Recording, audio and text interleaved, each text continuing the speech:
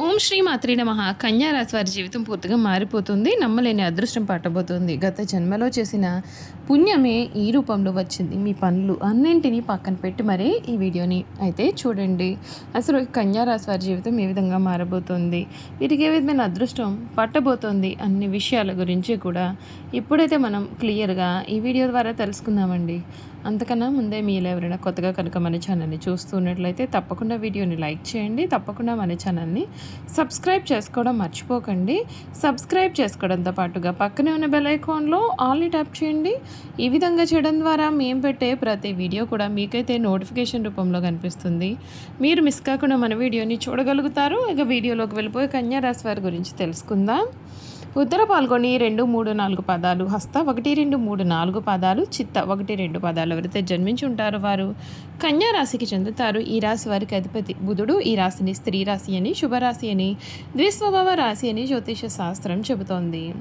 ఈ రాశిలో జన్మించిన వారు ఎక్కువగా పొడవుగా కాకుండా పొట్టిగా కాకుండా మధ్యస్థమైనటువంటి రూపాన్ని కలవారుగా ఉంటారు. ఈ రాశి వారు ఎప్పుడు కూడా మృదు మధురంగా మాట్లాడుతూ ఉంటారు. కన్యా రాశి వారి లైఫ్లో ఈ సమయంలో జరగబోయే పూర్తి పరిణామాలు, మార్పులు ఏ విధంగా ఉంటాయో ఈ వీడియో ద్వారా మనం ఇప్పుడైతే చూసేద్దామండి. మీ ఉద్యోగ ప్రస్థానంలో శుభార్తలు వినే అవకాశం ఉంటుంది.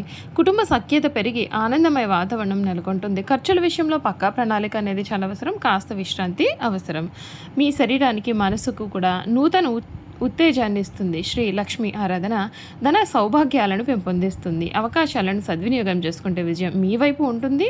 ఉద్యోగంలో స్థిరత, పురోగతి కనిపిస్తుంది. సమయానికి బాధ్యతలు పూర్తి చేస్తే ఉన్నత స్థానం సాధ్యమే. ఆర్థికంగా శుభ ఫలితాలు కనిపిస్తూ ఉన్నాయి. కొత్త ఆదాయ మార్గాలు ఆలోచనలోకి వచ్చే అవకాశాలు కూడా కనిపిస్తూ ఉన్నాయి.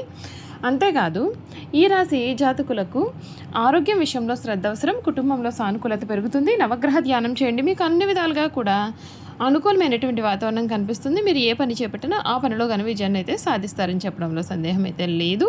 కన్యా రాశి వారికి ఈ మే నెల మీ జీవితానికి పెద్ద టర్నింగ్ పాయింట్ అనేది మీరు ఈ సమయంలో తప్పకుండా చూస్తారు అని చెప్పడంలో సందేహం లేదు.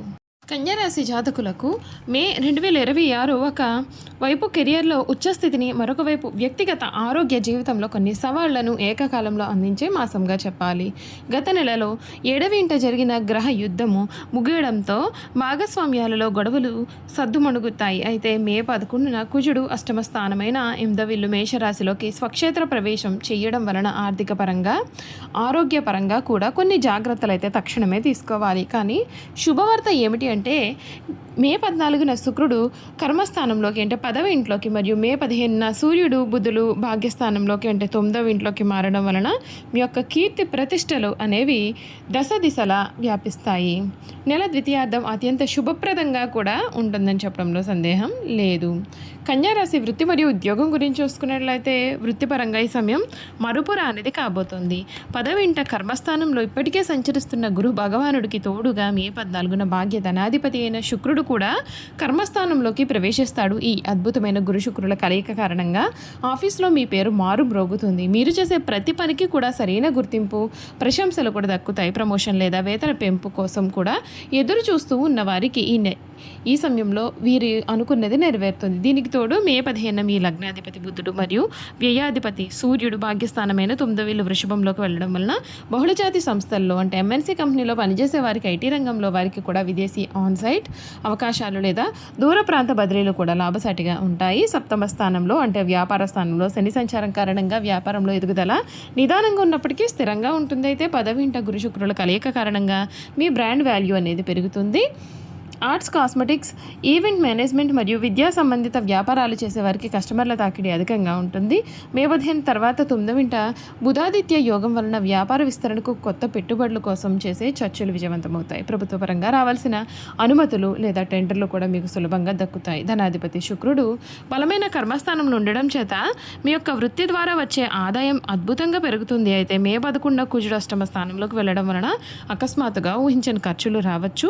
ముఖ్యంగా వాహనాల మరమ్మతులు లేదా వైద్య ఖర్చులకు డబ్బు కూడా వెచ్చించాల్సి వస్తుంది. కానీ అదే అష్టమ కుజుని వలన పూర్వీకుల ఆస్తుల పంపకాలు లభించడం లేదా ఇన్సూరెన్స్ మెచ్యూరిటీ ద్వారా పెద్ద మొత్తంలో డబ్బు చేతికి రావడం జరుగుతుంది. మే 15 తర్వాత సూర్యబుధుల భాగ్యస్థాన సంచారం దీర్ఘకాలిక పెట్టుబడులపైన మిమ్మల్ని నడిపిస్తుందని కూడా చెప్పడంలో సందేహం అయితే లేదు. చూసారు కదండి, కన్యారాశి వారి గురించి అయితే తెలుసుకున్నారు కదా. ఇక వీరి గుణగణాలు కూడా ఏ విధంగా ఉండబోతున్నాయో ఈ వీడియో ద్వారా అయితే మనం క్లియర్గా చూసేద్దాం.